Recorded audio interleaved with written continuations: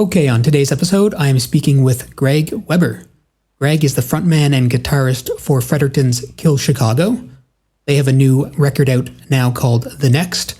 You can snag that at their Bandcamp, killchicago.bandcamp.com, or of course you can stream it on whichever service you prefer. They're going to be in town here in St. John on June 20th, 2026, opening for I Mother Earth at the Area 506 Container Village. So make sure you snag tickets to that. This was a really great chat. We talk about some specifics inside a couple of the songs, the recording process, the writing process, and a few other interesting topics. Okay, so without further ado, here we go, my chat with Greg. Enjoy. All right, thanks a lot for coming on the show today, Greg. I appreciate you giving me some of your time. Yeah, man, anytime. So the brand new record, The Next, that dropped this week, Tuesday, on the classic Tuesday release day. How does it feel to have a new record out into the world? Well, the first thing is it's terrifying. Just because, like anything, we really haven't played any of these songs live. Like, we didn't road test any of them before we recorded them. The way it happened, we had like 3 tunes ready, and I wanted to go try recording them with Don. He had mixed Wishbook on the last EP, The Rest.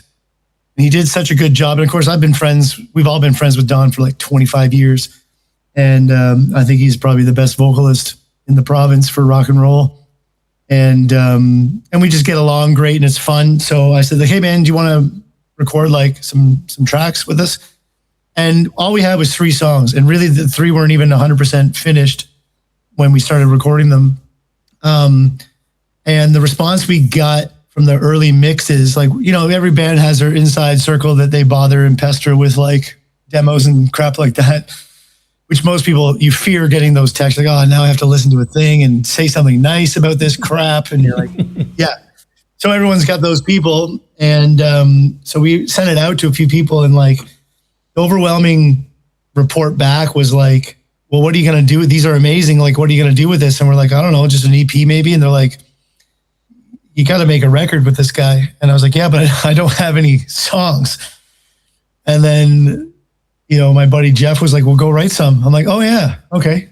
I'll just do that. I'll just write songs. So we kind of did it like 3 songs, like blam, get them together, rough in the jam space. Okay, send Zach out on the Friday to record them, the drums. And then we all showed up on the Saturday and we worked at Don's place. So the drums were done in like drum specific studios. Like the back of the record actually is a picture of the drum studio that we went to in Amherst. It's an old piano factory. So if, as you know, if you don't get drums right on a rock recording, then you got nothing. So we did that at a profesh place. And then the rest of it was all done in Don's living room, which is pretty stoked. Like, it's pretty stocked rather. Stoked too. But, and so we would do them like 3 songs at a time. And like there's one weekend we did like 5 songs in one weekend, which was just insane. Because have you ever worked with Don before, Jay? Yeah, I was going to mention that we could probably bond over the vocal tracking experience with Don. Oh my God. Well, and it was like, and I mean this, like, we decided like where it was like the 4th record that we put out, like 3rd full length, but 4th record. I just got to the point where I wanted to stop worrying whether the songs were Kill Chicago enough. Cause I write constantly writing, and not everything that I write do I feel like fits that template of that band and what it became, just genre wise and like vibe wise. And I was like, you know what? I don't care anymore. Like, none of us pay our bills this way. Like, I'm not saying don't buy the record, people. Buy the record because we still a hobby that costs us money. But I just was like, we went in with the mission like, okay, forget about trying to be cool and trying to impress indie kids that are 20. Like, because they're, you know, trying to impress anyone is never going to work, right? So just, who cares what the song, just do whatever's best for the song. And the idea was like, if we're excited to play these in the jam space, then it's going on the record, right? So that was very simple yet very seldom done thing. And one of the great things working with Don is like one of the most unmusical like experiences of my life.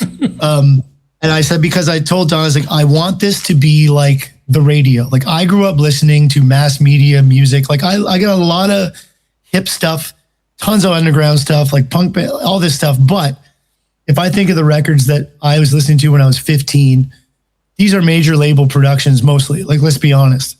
Like Green Day, Dookie, Oasis, like, you know, Weezer, all these great 90s, you know, Soundgarden, Queens of the Stone Age, all this crap. It's recorded really well.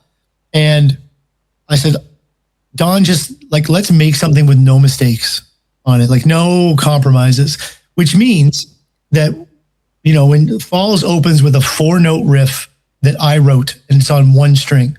Now you think that I could nail that in one take, but I can nail it in one take for the rest of the records. But for this one, it was like, I must have done 30 passes of a 4-note thing to get it to where he thought it was good enough. And then he goes, okay, great. There's a good take. And I went, oh, okay, can we go on to the next 2 seconds of the song? He goes, no, that was just for the left speaker. We got to do it for the right speaker now. And I'm like, what? So, you know, when you say a word too many times and it completely loses its meaning, like that's what the songs became. That I was like, I'm just executing this thing on an instrument. I don't even know if it's a guitar anymore. Like I'm just like it. I don't even know what I'm playing anymore. I've just got to get it right or Don yells at me, you know? And so it was a painstaking but beautiful, I can't imagine a better thing to spend your time doing. And then vocally, you can appreciate this. Like his favorite thing to say to me was, what's the note, Greg? Like, what is the note you're trying to sing? And I was like, oh, I don't know. He goes, exactly. That's what it sounds like. You don't know. What note are you singing? I'm like, I don't know. I was like, well, how about we pick one? I was like, okay. But the end result is just crazy. Like, it's just like, I listen to it and I don't feel like jumping off the Princess Margaret Bridge. Like, cause it's perfect. Like if people don't like this record, there's nothing I can do about it. Like this is as best as we can. Everyone played until perfection. And like, I don't know if I'd make another record this way or not. I wanted to experience it once. And we said, like, if we're giving Don the reins, let's just trust him. None of this hire a person and then argue with everything they say, because that drives me insane. If you're hiring someone for their creative energy and their skills, then listen to them, right? There's no shame in that. We could produce our own songs all the time, but then it's just, that's what the band, we would get the same version of the band in the jam space. So like, if you're asking for an outside opinion, it's because you're letting your ego go and say, what's the best thing for this song right now? And just go with that. You know what I mean? Absolutely. Yeah, I agree. And those moments are like, they're so valuable because even in the moment, if it's really difficult and kind of like, I know when I was working with him doing vocals, like I seriously like wanted to cry. It was so painful to me because I'd never really performed vocals that way before, but I knew in the moment that like, okay, just live this experience and it's going to be it's going to be an important experience down the line.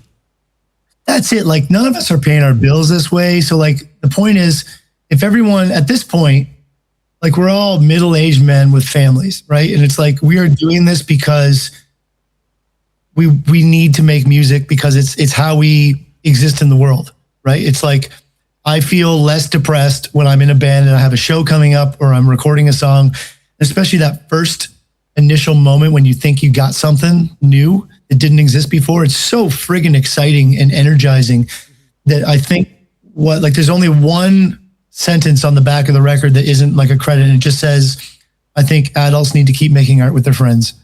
And I just think that so many issues in our world would be solved if people just don't accept just doing your job and just doing chores and just, I feel that I need to keep, regardless of what anyone else thinks, I need to keep making stuff and taking risks and trying to, being on a team, right? Like it's the same if you're like in a beer league hockey thing, like you got your boys that you play with and you've got your quilting club or whatever it is, or your book club, like have something that is for you selfishly that didn't exist before. You're making it. And, so it's terrifying to put something out like that when you haven't road tested it to find out who likes what. But at the same time, I didn't care who liked it. It's just like, I like this, the band likes it. They're willing to put their name and their faces on it, which is always and we argue about music pretty hard. And And I don't want to be in a band where people go, sure. Like, sure is my least favorite word, like, on the planet. Like, have an opinion about it, you know. And Zach and I get into some vicious fights about music, though, not about each other. You know what I mean? And I don't want anyone else drumming with me. But some of the stuff that he would say is stuff that I would say. We're just like, we're fighting about the music, but that's because we all care. Like, I've been in lots of bands where it's just full of like hired guns, right? And everyone's like, whatever you want. And like, whatever you want and sure is just like, no good art has ever been made under the spirit of sure. Yeah, I guess. Yeah. Yeah.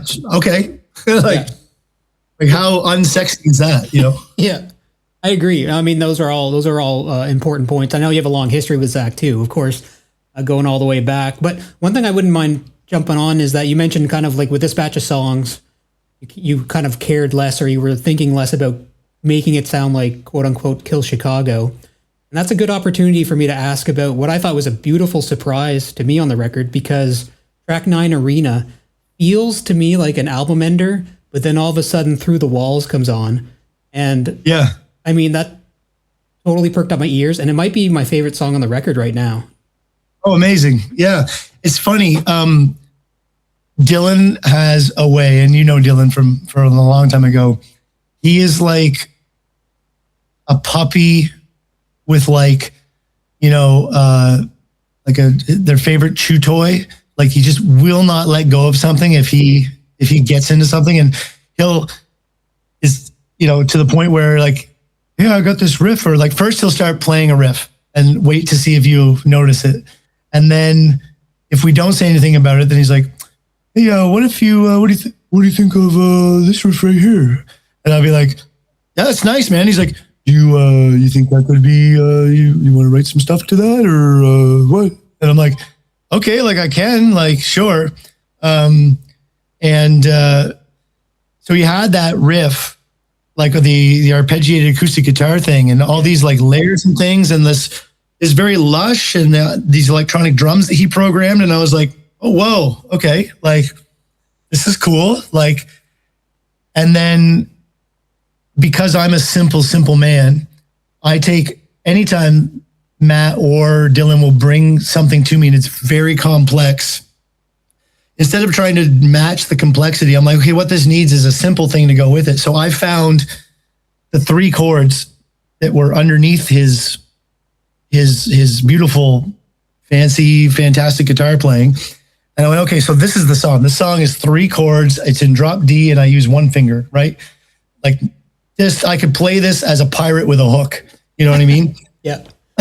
Because then I could find, and we were at Don's actually, and I think Matt was doing bass work. And so we went upstairs, and I hid in the room, and I just played those 3 chords over and over again. And Dylan had just been through something quite difficult in his life. And then I just chose to write about that because it was his riff. And I don't have his permission to talk about it, so I won't. But like, basically, I wrote as someone in that situation that was in there, and just kind of imagined what it would be like to feel those feelings, and not write about the feelings so much, but just like the tangible things around it. That's a very David Byrne Talking Heads thing that I do, which is try to be poetic by not being poetic. Like, just say the actual things that would be happening, like, you know, mundane tactile objects and things, you know. And then what was cool is that, like, he sent me all of his tracks that he had made in Pro Tools, and I used Logic, so I imported them in to my Logic, and then I sat in my basement and recorded everything myself, including up like all the chopped up vocals and stuff that become part of the weird electronic landscape. Like, I don't really know how to make that kind of music. I just was messing around until I knew in my head what I wanted to hear. So I was like chopping up things. So I don't know how to use synthesizer effects and things like that. I just did it my way. And then I sent it back to him, and then I went over to his place and redid vocals so that he could have it all in the one session. Anyway, so it was, and it's not really something that we've ever tried to play live yet, but it might kind of happened. But yeah, that's an example. Like, thanks for picking up on that, because that's an example of like, we've never had digital, like programmed drums and stuff in there and all these weird effects and synthy sounding kind of things. And like, but I was like, you know what though? This sounds like a song I would listen to on like, I don't know, 8 million kind of like records that I've listened to, so that's an example of like, this doesn't fit anything that Kill Chicago's done yet, but I like it. So on it goes. And it's the same 4 guys making it. So like, it can't not be Kill Chicago because we made it, I guess was my idea going into it. It felt to me like a hint at what's to come, like it kind of reminded me of like, kind of made me feel like this is like a tease to the next record, even though, this record's brand new, but that's just kind of how it felt to me. Yeah, well, that's the thing, like, because records are always like, by the time everyone else gets to hear it, like we've lived it, and already like, the amount of times I've listened to this thing and like it comes out and I forget almost what's on the record by the time I release it, because it's like, you can't listen to yourself. I mean, I can listen to myself quite a bit because I love to hear. Actually, it's this record I don't mind listening to because I don't hate my voice. But yeah, it was. I think each record, ideally, the bands that I really liked evolved and changed, right? Like, even if you take something like Foo Fighters, that doesn't sound the same all through, or Queens or Wilco, or like, if you don't, or the Beatles, like, let's just throw out the most obvious, like, if you're where we're not beholden to anything, because we don't have to be in a band. Like, if we stop being in a band, no one cares except the 4 of us. You know what I mean? So it's like, we might as well make ourselves happy. And by putting a track like that on, especially at the end of the record, it's like, we just keep growing what's possible for us to make. And we could do so much stuff. Like, we've already been messing around with some different digital things, and like some of our tracks that lead, like when we play live, we don't like to have downtime in between tracks. So even the connecting kind of stems that we use live have some digital things in it and some stuff. So just trying to grow, just trying to change and keep ourselves interested without becoming self-indulgent. Like, there still has to be a tune that I can play on a guitar by myself underneath everything. And if that's kind of my guiding prophecy or whatever, is like, as long as there's still a song in there, then I'm okay with doing kind of whatever wacky stuff we think of, Mm-hmm. Yeah, and across the whole record, I mean, it's glued together by the kind of Kill Chicago sound, but it also like moves around in these interesting places. Like, another track that jumped out was E over G. Like, yeah, for some reason, it kind of gives me this like UK vibe, and I'm not exactly sure why that is. But totally. Well, the thing is like, if you just took, like, it's all just the music that we listen to that sneaks in some way, whether you intend it to or not. Like, there's actually this John Cicada song. I'm going to try and search it up and play 2 seconds of it, because it's like, it was really like, when I found that melody, I think it's John Cicada. Yeah, I'll find it later. But there's a track from the 90s, because I listened to exclusively like pop radio for the 80s and 90s, and it's like, it's ingrained in my brain. But I don't want this to be about me. You got the feeling to give it up, like, that's one. I wrote it and recorded it, and then I listened. I was like, wait a minute, I know what that is. It's like, that's this 90s, like, super glossy, like, pop John Cicada style song where I was like, oh my God, that's the melody that I lifted, but it's from like when I was 10. It's in my brain somewhere, because I mean, none of us are anything but what we've heard before, right? Yeah. Like, no one's inventing new stuff. You might not know where it comes from, but like, it just, and it had a bit of a strokesy kind of, or like a lot of Britpop kind of, where it's got like, it's more of a dancey kind of groove to it. Like, it's really, yeah, it's not like us. It's very poppy, and la da da da ba da da da da. It's like, that's pretty happy. Even the way the guitar tone is set, like the way the guitar kicks in, just kind of like just feels Different but the same. I don't know how to really explain it. Super clean and compressed and like really like jangly and like, yeah, it's very shimmery and shiny for us, you know? And I was like, but what happens is everybody listens to something and it'll make you like, it piques your interest, but then you're like, okay, but it's a little bit too much like this that makes me uncomfortable. So I'm going to add something that's going to pull it closer to what that person likes. So when the four of us pull on the skeleton, it ends up taking a shape that we're all okay with. So it's like it's the same skeleton, but it's been pulled and squished into a certain way that we all go, okay, I can get behind this now, you know? So it really is, as corny as this is to say, but like the band sounds the way that the four of us wanted to sound. And it would sound different if you replaced any member of the band, because I am the front man and I do have the eventual like, you know, determining vote. Like there was a song that the rest of the guys, including Don, wanted on the record. And I was like, no, like I just put my foot down, and I don't do that very often, but I go, I can't sing this because I don't like it. And I cringe, and I can't be expected to stand in front of human beings and play this if I don't like it. And they're like, but you wrote it. I'm like, so? Doesn't matter. It's like, you've already recorded this and played it with other people multiple times. Like, yeah, but I don't like it anymore. Everybody in the band writes their own parts, right? So no one's telling someone, you should play this. Or like, I figured the whole song out, here it is. I come in with like the smallest amount of pieces possible to make a song. And even like E over G, Dylan brought that chord riff to it. And even like Queensland, he brought the first riff and the last riff, like literally about the first 8 seconds of the song and the last 8 seconds of the song. And then I wrote the entire middle, like all the verse, the chorus, the bridge, all that's me. And he wrote but like the tune only got going because he showed up with that riff.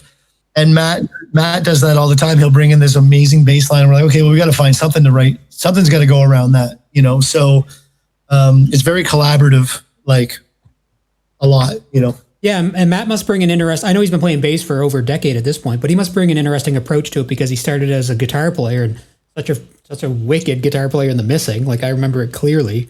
He is one of the best musicians that you could ever find, not to mention like bass is his third instrument, you know, but I knew when I moved back here, I was like, if I'm stocking this band, like I am getting the best people that I can find for me, you know? And I was like, Bowie, Zach's going to play drums. You're a better guitar player than me, so I can't have you play guitar. And I said, because I started out, I just wanted to be a three-piece. So I'll play my simple guitar chords and you play bass. He's like, okay. I was like, because I just knew that I wanted his brain on there. Every bass line that kid writes, I'm like, that's exactly what it should be. I'm like, how? And he does it like that.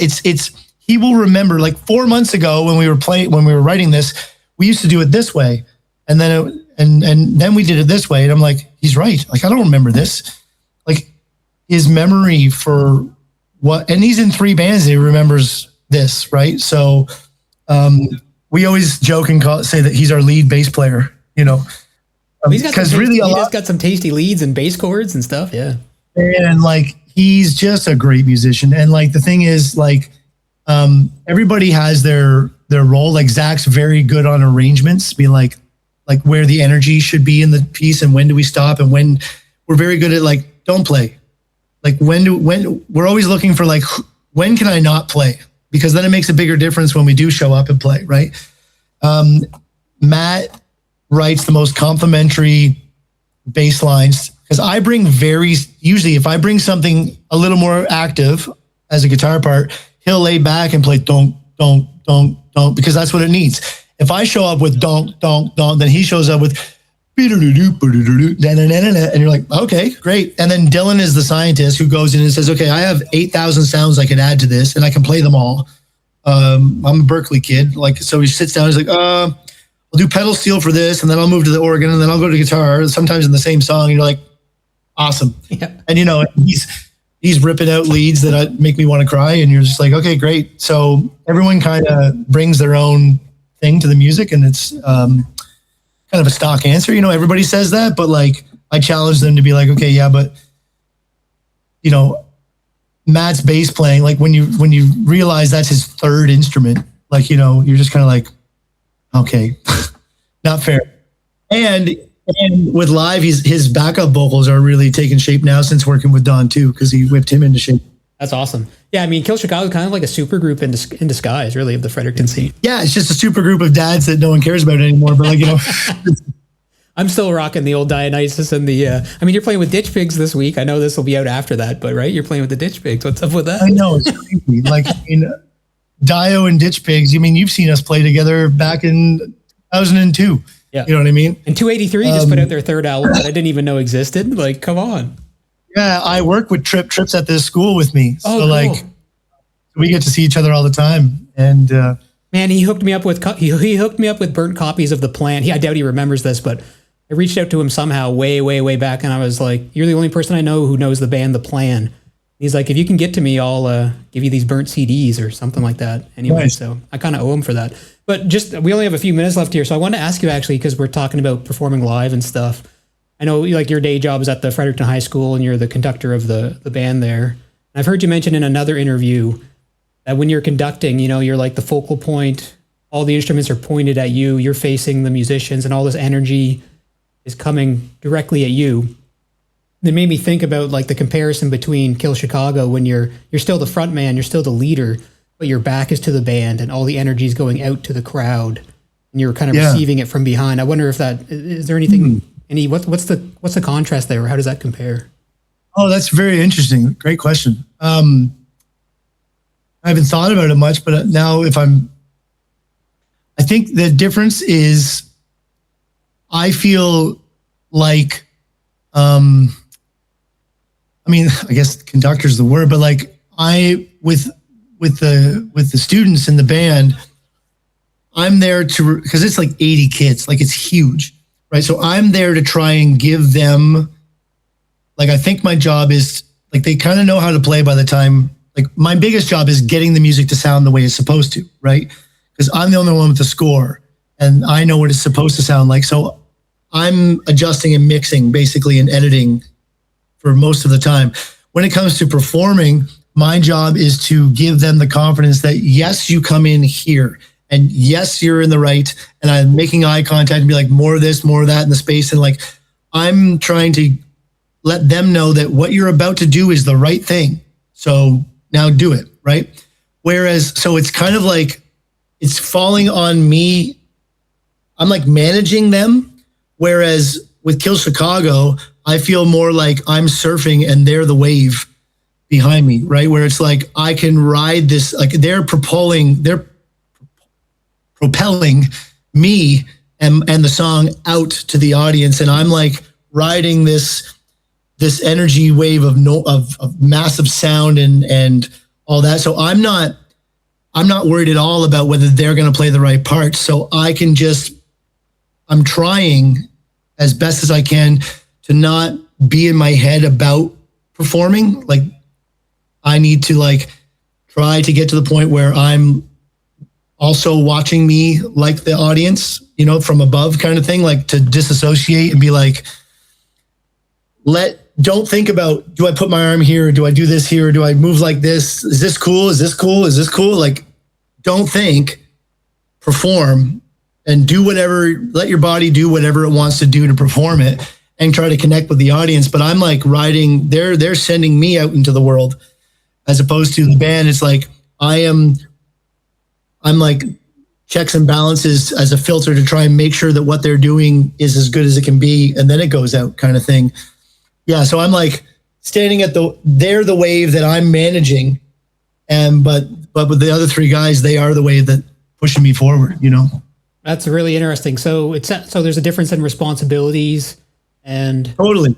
Are you more in the moment for one of them versus the other? No, I will say that, and I tell this to my students all the time, like, I really got to the point during my music degree and through this job, like music is music. You know what I mean? Like it doesn't, like the genre or the ensemble doesn't matter. Like I've floated away and like gotten to one of those places where I'm just feeling the vibrations with the concert band just as much as with the guys. The difference would be like with Kill Chicago, it's like, okay, I need to put on a show, not just a recital. Like I'm not just playing the pieces.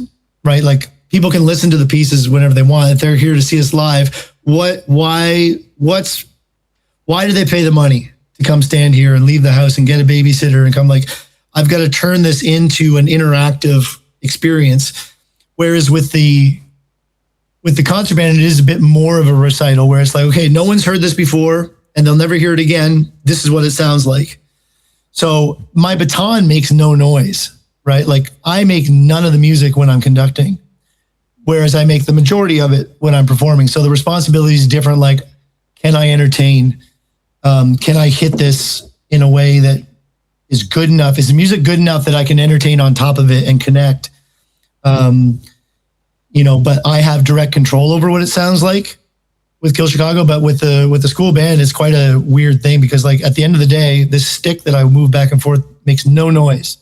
So it's a different job. I've got to motivate the kids to practice and to show up and to be on and to pick the right pieces that they can play and rehearse them the right way so that by the time we got to play them, they're ready, and just manage all the things that go wrong live, which happens in these bands, but yeah, it's cool to like feel like I exist in this nice little music galaxy where it's like, it's changing all the time and the expectations and the instruments and the skill levels and all that stuff. But at the end of the day, I'm making vibrations in the world and they got to go out and ideally they sound a way that is pleasing, Would you say Kill Chicago wouldn't exist without French Immersion?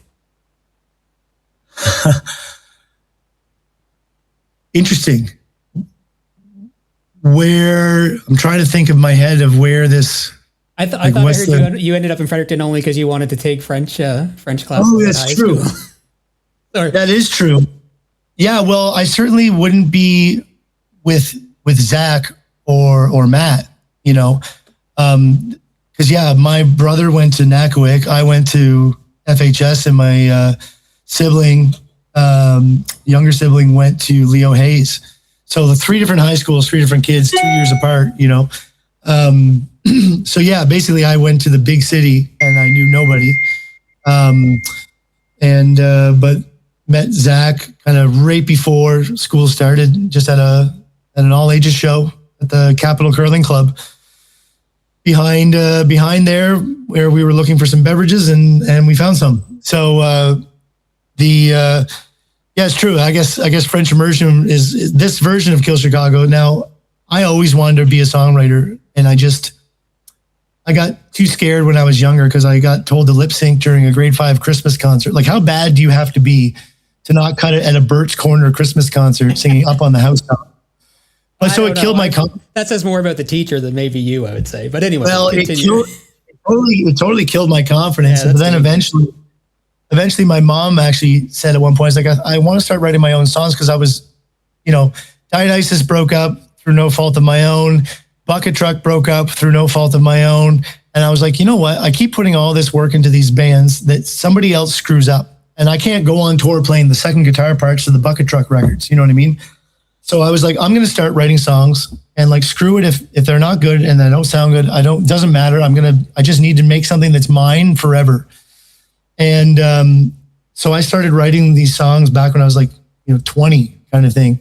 And then I went away and did music school, and I started playing some of these songs with little groups in school, both in Vancouver and in Montreal. And in Montreal, I actually went and played quite a few shows as like a little 3-piece, but it was very different. It was a deep dive in the internet. We'll find some weird Kill Chicago recordings from a demo I made when I was at McGill. But it was very like, almost sounded like the Bare Naked Ladies, like all like brushes on the drums and upright bass and like different vibe completely. But what was nice is that when that band stopped, I still had all those songs, so I could keep going, right? And so I would have gotten into a band eventually, but yeah, French Immersion is what made this particular lineup possible. Cool.